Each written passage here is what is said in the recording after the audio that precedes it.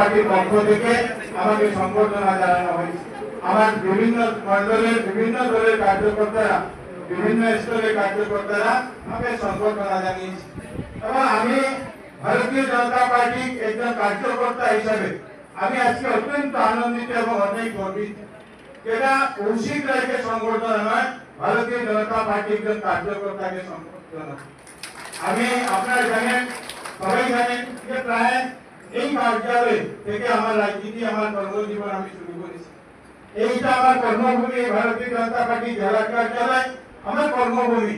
এখানের মাধ্যমে আজকে আমি বিভিন্ন যুব মোর্চার দায়িত্ব হোক, জেলার সাধারণ সম্পাদক হিসাবে হোক, রাষ্ট্রীয় পরিষদের সদস্য হোক, জেলার সভাপতি হিসাবে হোক দায়িত্ব পালন করেছি এবং 2021 সালে ভারতীয় জনতা পার্টি টিকেটে লক্ষ্মীপুর থেকে নির্বাচিত হয়েছে।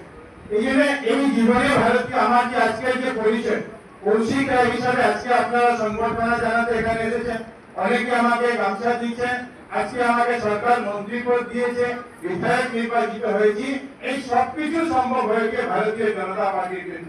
Minus Bharatiya Janata Party Kaushik Roy is a big zero. এই জন্য আপনাদের সবাইকে আমার অনুরোধ থাকবে যে মন্ত্রী হিসাবে না, ভারতীয় জনতা পার্টি কার্যকর্তা হিসাবে যাতে সবাই একটা টিম হিসাবে আমরা কাজ করতে পারি। আমি এবং কৃষ্ণদা দুজনে মন্ত্রী হয়েছি এবং আমরা দুজনে ঠিক করেছি যে আমি আমার সমষ্টি, উনি ওনার সমষ্টি, আমি ওনার জেলা, উনি ওনার জেলা নিয়ে নয়, আমরা যার এখানে যে কোনো ডিপার্টমেন্ট থাকুক না কেন আমরা দুজন মিলে এই বরাক উপত্যকা আমাকে যারা বিধায়করা আছেন, বরাক উপত্যকা যারা জনগণ আছেন, আমাদের দলের যারা কার্যকর্তারা আছেন, সবাইকে নিয়ে একটা টিম বরাক হিসাবে আমরা কাজ করবো, যাতে বরাকের উন্নয়নে যে আশা আকাঙ্ক্ষা বরাকের মানুষের আমাদের প্রতি আছে, সেই আশা আকাঙ্ক্ষা যাতে আমরা করতে পারে তার জন্য উদ্যোগ হাতে নেওয়া হয়েছে। তাই বিশেষ করে এই প্রকল্পগুলোকে বাস্তবায়িত করতে সবার সহযোগিতা কামনা করছি। 15 তারিখ